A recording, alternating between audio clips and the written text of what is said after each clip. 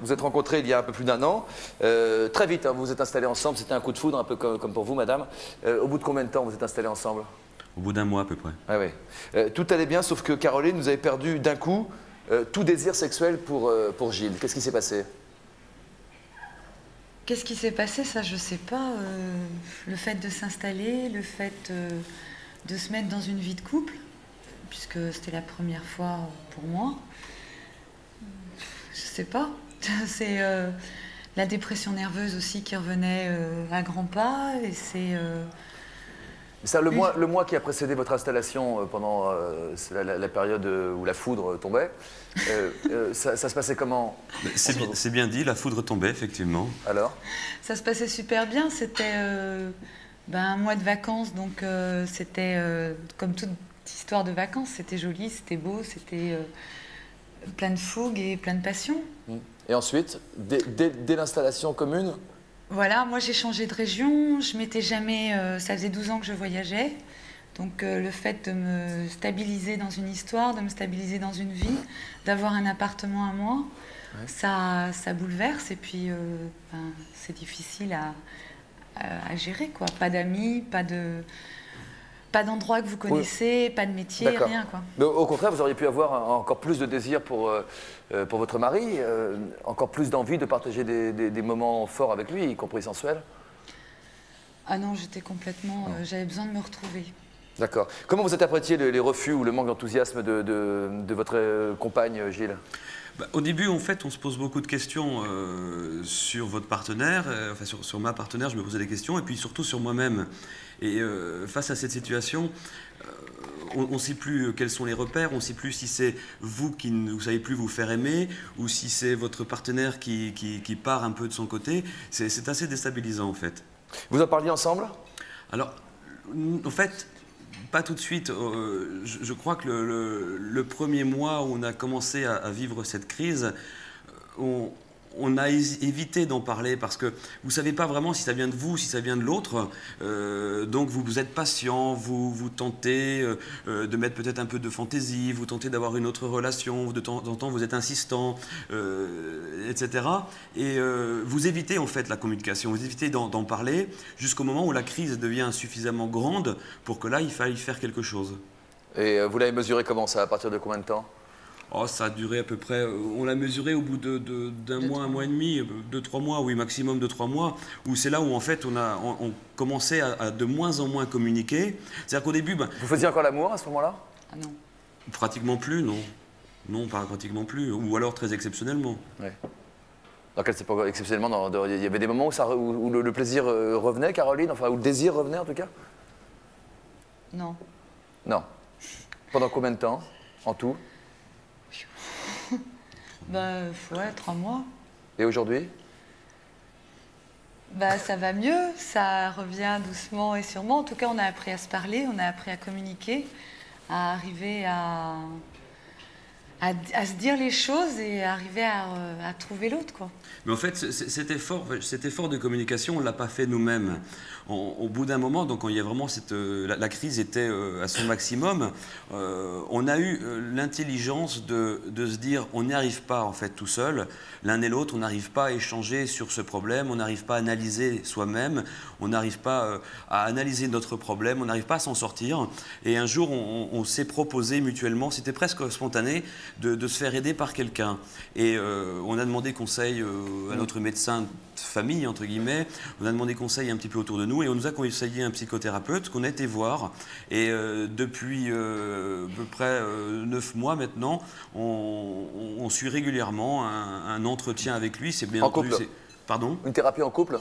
Oui, c'est une thérapie de couple. Alors bien entendu, on n'est pas allongé sur un divan l'un et l'autre, on est face aux praticiens et on échange sur la vie, on échange sur nos relations, on échange sur nos problèmes. Et ça a permis de raviver la flamme, Caroline, de trouver un terrain d'entente au lit, oui. Par exemple? Oui.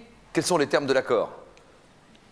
Les termes de l'accord? Non, comment vous êtes débrouillé pour trouver un terrain d'entente pour que vous soyez tous les deux heureux, épanouis? La communication, de se parler, de comprendre les choses, savez, le problème d'une crise dans un couple, c'est que ça ne se situe pas uniquement à l'étage sexuel, ça se situe après à tous les niveaux. Que ce soit une communication sur le quotidien, les tâches ménagères, sur la façon de s'habiller. Effectivement, Caroline adore marcher pieds nus dans l'appartement. Et quand on se couche, forcément, moi, le fait d'être pieds nus, ça me choquait. Est-ce que vous trouviez qu'elle avait les pieds sales? Oui. Ah. Mais même en allant me les laver avant. Mais ça, il n'était pas là parce qu'il dort avant moi, donc voilà. Ouais. Voilà. Ah ouais. Vous êtes mignons tous les deux, parce que là, avec l'effet d'optique, on dirait qu'il y a un soleil entre vous deux. Alors, je ne sais pas si c'est un soleil qui vous sépare, ou si c'est un soleil qui vous réunit. Oui. Vous êtes mariés, en tout cas, très vite. Est-ce que vous pensez avoir pris un risque en vous mariant aussi vite? Non. Non. Non, parce que le travail qu'on fait ensemble, en fait, nous a permis d'aller au-delà de nos inhibitions, au-delà de nos blocages. Et c'est vrai que le médecin, enfin le psychothérapeute que l'on voit, nous a aidé à évoluer l'un et l'autre et aidé à évoluer ensemble. Et il nous a donné totalement confiance en nous, en fait, en nous individuellement et en notre couple. Ça n'a pas été sans difficulté. Ça a mis quelques mois, mais en fait, on s'est échangé nos consentements. Avec une volonté mutuelle, hein, comme disait le docteur Mimoun. Caroline, c'est le nirvana, c'est la joie, c'est l'amour maintenant? À quel niveau? Oui, c'est l'amour. Entre vous, je voulais dire. Quoi. Ah, mais de toute façon, ça a toujours été... bon, le problème de relations sexuelles, c'était quelque chose d'à part.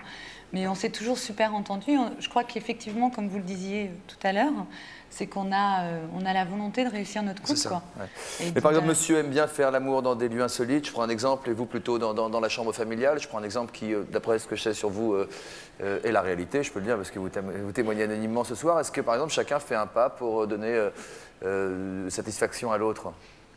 Bien sûr, oui. Oui, mais vous savez, Caroline. En fait, c'est en parlant, on a appris à se parler, en fait. Elle a bu ou quoi? Qu'est-ce qu'il y a, Caroline? Non, je rigole. Non, c'est vrai que... Non, c'est... je crois que effectivement, c'est le plus gros problème, c'est d'arriver à admettre l'autre et de faire des pas vers l'autre. Et ça, c'est pas toujours évident. C'est pas toujours évident quand vous n'avez pas envie, que vous êtes fatigué ou qu'il est très insistant, c'est pas évident d'aller vers lui. D'accord. Merci. Je donne la parole maintenant à quelqu'un d'autre qui connaît une relation de couple assez récente. Ça fait combien de temps que vous êtes mariés tous les deux? Une semaine. Hein? Une semaine. Une semaine. Tous nos vœux de bonheur en tout cas. Merci. Jean-Christophe, Felipe, c'est un peu plus ancien. Où est-il, Jean-Christophe? Vous êtes là. Jean-Christophe, vous avez divorcé après 3 ans de mariage et après avoir eu un bébé avec votre femme. Divorcé parce que votre couple n'a pas supporté des difficultés d'ordre sexuel, justement. Ça fait partie de la vie de couple. Il n'y a pas que ça. Tout déteint sur tout. Est-ce que votre avis, c'était la naissance du problème était sexuelle ou c'était une conséquence? Non, pour moi, ce que j'en retire, c'est le désir.